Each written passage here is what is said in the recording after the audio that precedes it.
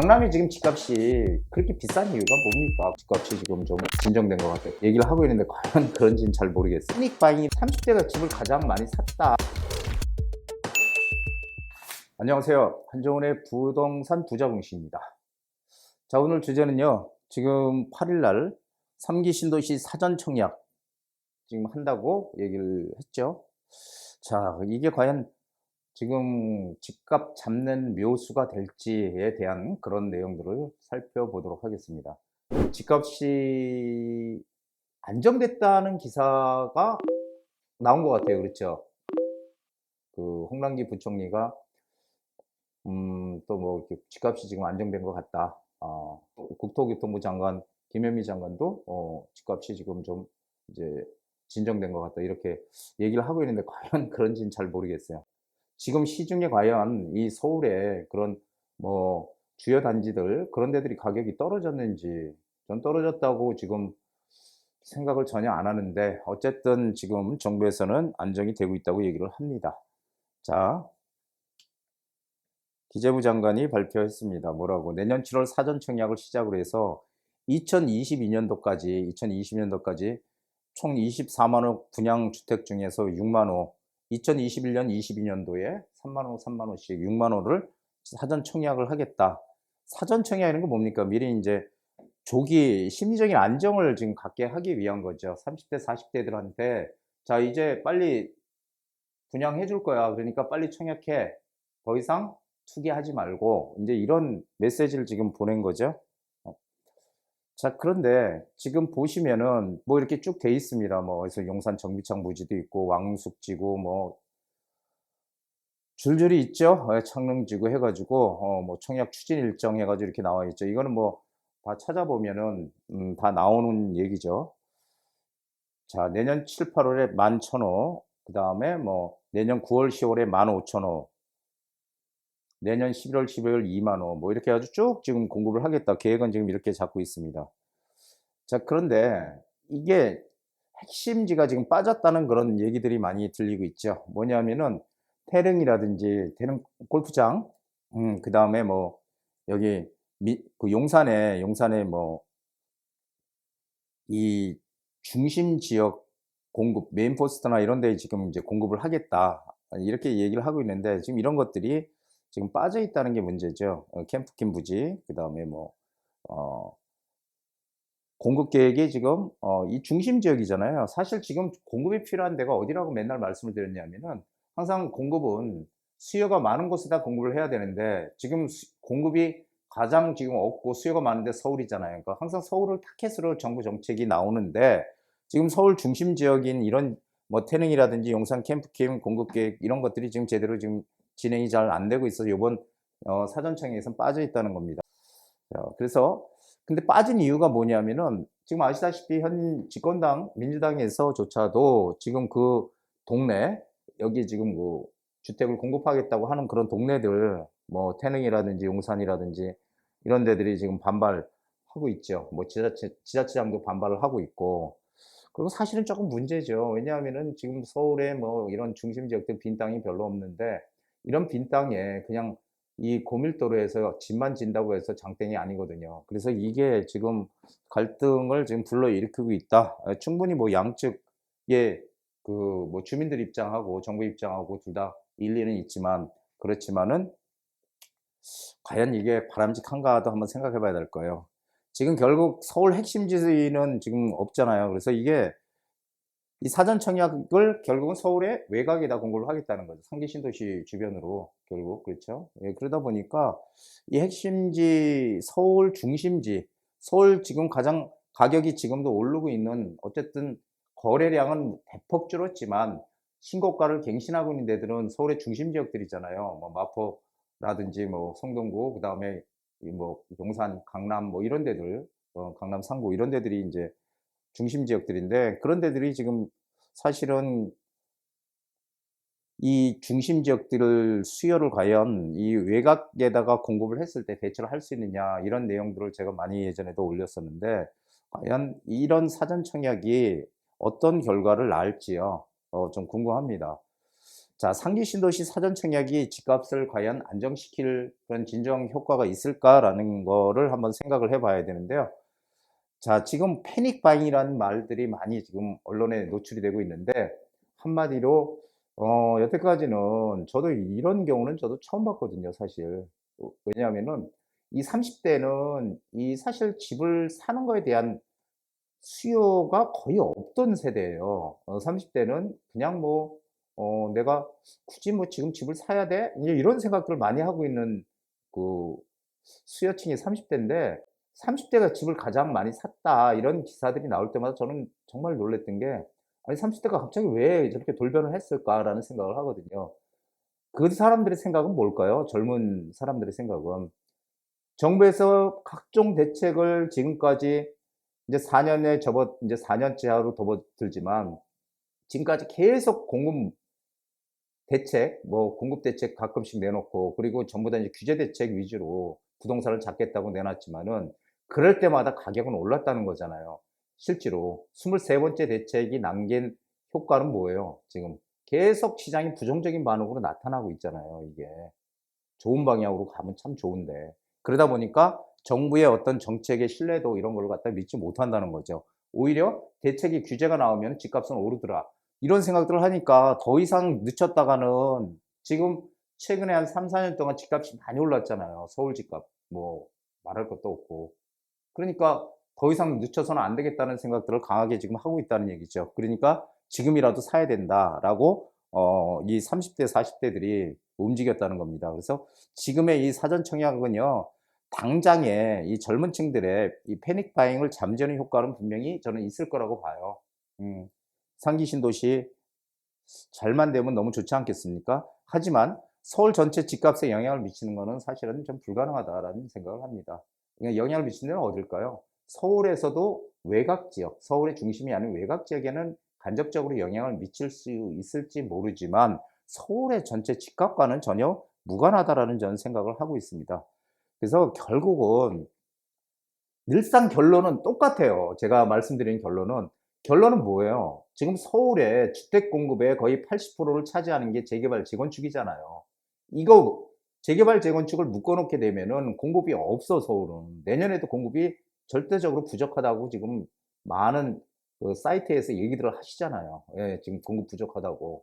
만 몇천 세대밖에 안 나온다는데, 그럼 결국 이 재개발, 재건축을 완화해야 되는데, 지금 완화를 한다고 지금 이 SH나 LH 공사에서 참여를 해 가지고 재개발 용적률 높여 주고 뭐 하겠다, 빨리 진행하게끔 하겠다, 이거 지금 안 먹히잖아요. 한마디로 재건축이나 이런 것들은 정말 인센티브를 주고 거기다가 공급을 자율적으로 할 수 있게끔 하고, 거기에 또 임대 아파트 인센티브를 주면 용적률 높여서 임대 아파트 늘어나면 임대 아파트 짓고, 뭔가 이 좀 자발적으로 움직이게끔 해야 되는데, 너무 이 정부의 어떤 이 틀 안에서 움직이려고 하다 보니까 이게 지금 안 된다는 거죠 잘. 왜냐하면 재개발이나 재건축 결국은 주민들이 하는 사업인데 이익이 나야 되잖아요. 이익이 안 나는데 누가 이걸 갖다가 하려고 하겠습니까? 그래서 지금은 결국 재개발, 재건축의 어떤 규제 완화를 통해서 서울에다 주택 공급하는 게 가장 쉬우면서도 손쉬운 방법이다라는 것을 제가 누누이 말씀드렸죠. 그래서 강남도 마찬가지죠. 강남이 지금 집값이 그렇게 비싼 이유가 뭡니까? 공급이 부족하다는 거예요. 왜냐하면은 사람들 모든 직장이나 학교나 모든 인프라가 강남권에 잘 돼 있는데 살고 싶어 들어가서. 근데 집이 없어. 오래된 집들도 비싸고 새 집은 없고. 그러니까 공급을 계속해서 여기저기 공급이 막 생긴다면요, 당연히 집값은 떨어질 거예요. 이건 너무도 당연한 얘기 아니겠어요? 그런데 왜 이런 것들이 실현이 안 되는지 모르겠습니다. 자, 이게 전셋값이 지금 인제 저는 참 문제라고 보는데, 지금 엎친 데 덮쳤다 저는 그렇게 생각합니다. 이게 사전 청약 입주까지 10 년이 걸릴 수 있다는 거예요. 뭐 빠르면 5 년, 5 년은 더 걸릴 것 같고요. 정부의 사전 청약제 목표, 아파트 분양 시기를 앞당겨서 공급 부족 심리 잡겠다. 이게 이렇게 되면은 사실은 어느 정도 이게 맥힐 수는 있어요. 당연히 맥힐 수는 있는데, 이 계속 이게 나중에 본청약할 때까지 계속 무주택자로 남아야 된다는 거잖아요, 이게 무주택으로. 그럼 무주택으로 계속 귀가하려면은 대부분 어디 가서 살까요? 이게 월세는 계속 자기가 번 월급에서 돈이 나가니까 마이너스가 되니까 전세로 들어가 살려고 할 텐데 이 전세가 지금 어떻게 되고 있습니까? 임대차 3법이니 뭐니 이런 거를 실행하면서 오히려 전세 물량이 지금 점점 줄고 실제로 대단지에도 지금 전세 물량 하나도 없고 오히려 뭐죠? 월세나 반전세로 전환하는 그런 것들로 점점 지금 바뀌어가고 있잖아요, 시장이. 이러다 전세 시가 마를 텐데 더군다나 이런 청약 대기 수요까지 무주택 유지하고 이렇게 있으려면요. 전세 살아야 되는데 이거 도대체 어떻게 될지 모르겠어요, 전세가가 지금.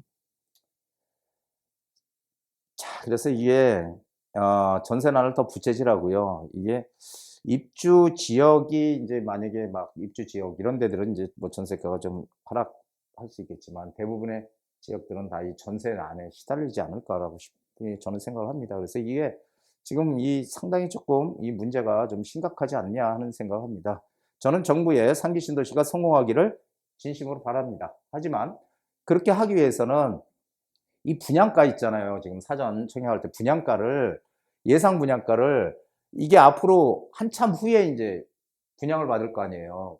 지금은 돈이 안 들지만 그렇지만은 나중에 비싸지면 안 된다는 거죠. 이 젊은 세대들이 집을 살 수 있게끔 분양가를 저렴하게 공급해야 된다는 거 이거 맞고요. 그리고 실수요자들을 위해서 지금 30평대 이 중형 평형을 늘렸다고 해요. 중형 평을 늘렸다. 어떻게 늘렸어요? 지금 정부에서 얘기하는 중형은요, 이 30평대까지를 중형이라고 해요. 30평 넘으면 대형 막 이렇게 가는데, 지금 여태까지는 물량들이, 이런 공공 물량들이 25평형, 제일 큰 게 한 25평 이하였어요. 그러다 보니까 이 집이 작으니까 가족 단위로 또 살 수도 없고, 그렇잖아요. 그러다 보니까 싱가포르 같이 임대 아파트를 짓더라도 중대형으로 해서 40평대도 있어서 가족 단위로 살 수 있게끔, 그리고 앞에 전망도 좋고 강도 가깝고 이렇게 되면은 누가 뭐 집 살려고 합니까? 싱가포르처럼 다 임대로 들어가 살려고 하겠죠. 실제로 싱가포르는 50% 이상이 다 임대로 산대요. 저 같아도 임대로 살 것 같아요. 왜냐하면은 비싼 집 왜 사? 싸게 저렴하게 정부에서 99년 동안 임대로 준다는데 그냥 거기서, 그리고 다 교통도 좋고 시내고 다 좋은데, 근데 우리나라는 지금 현실적으로 안 맞죠. 지금 싱가포르 제도를 우리 대입을 하기는. 그래서 지금 저는 중대형이라고 얘기를 했죠. 대형. 그 사람들이 처음에 신혼부부 둘이 살다가 애 낳으면 3명이 되고요. 또 가족 단위로 모여 살 수 있는, 그래서 거기에 터를 잡을 수 있게끔 이 제형 40평대도 공급이 돼야 된다는 거예요. 40평대도. 저는 그렇게 생각을 합니다. 그래야지 성공할 수 있다라고 보고요. 가장 중요한 게 마지막이에요.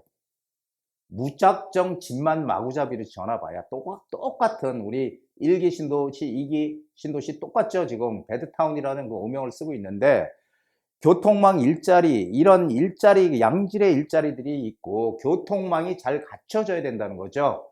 집만 무조건 짓고 교통망은 나중에 나 몰라라? 대표적으로 어딥니까? 2기 신도시잖아요. 지금 2기 신도시 뭐가 제대로 교통망이 갖춰져 있습니까? 아니죠. 그래서 이 기반시설 확충, 교통망이나 일자리나 학교라든지 이런 양질의 일자리, 기반시설 확충, 이게 가장 중요하다는 겁니다. 이게 돼야 상기 신도시가 성공할 수 있다. 저는 말씀을 드리고 싶습니다. 자, 청약 자격 요건 한번 이렇게 보시자고요. 이게 이제 그 거주 요건이 사전 청약 시점에 수도권에 거주해야 된다. 수도권, 해당 지역에 거주해야 된다. 그리고 뭐 소득 자산 사전 청약 시점 기준이고요. 그리고 여기서 당첨되더라도 다른 곳 중복으로 사전 청약을 할 수가 없다라는 겁니다. 근데 사전 청약 당첨 후에 다른 곳 본 청약 신청은 가능하다. 이거는 찾아보시면은 내용이 자세하게 나와 있으니까 이 거주 요건들을 한번 잘 보시고요. 보시고 한번 조건에 맞는지를 좀 판단해 보셔서 신혼부부 특공을 갈 건지 아니면 일반으로 갈 건지 이런 것도 좀 생각을 해 보시는 게 좋을 것 같아요. 그래서 저는 상기 신도시가 잘 되길 바라는 사람 중에 하나지만 이렇게 급박하게 막 한다고 해서 잘 되는 게 아니고 체계적인 계획을 세워서 신도시를 만들더라도 일단 일자리와 교통망을 넣고 그다음에 집을 짓는 이런 쪽으로 가야지 정상이 아닌가라는 생각을 항상 늘 하고 있습니다. 자, 오늘 여기까지고요. 양손을 주머니에 넣고서는 성공의 사다리를 오를 수 없다. 맞는 얘기죠. 양손에 주머니에 넣고 사다리에 올랐던 장점 떨어지잖아요. 항상 뭐든지 급하게 가서는 안 되는 것 같아요. 그래서 조금 지금 시점에 과연 우리가 어떻게 하면은 우리가 재테크에 남들보다 좀 더 나은 그런 어 소득을 올릴 수 있고 남들보다 좀 더 나은 그런 결과물을 날 수 있는지 고민을 해 봐야 될 시기고요.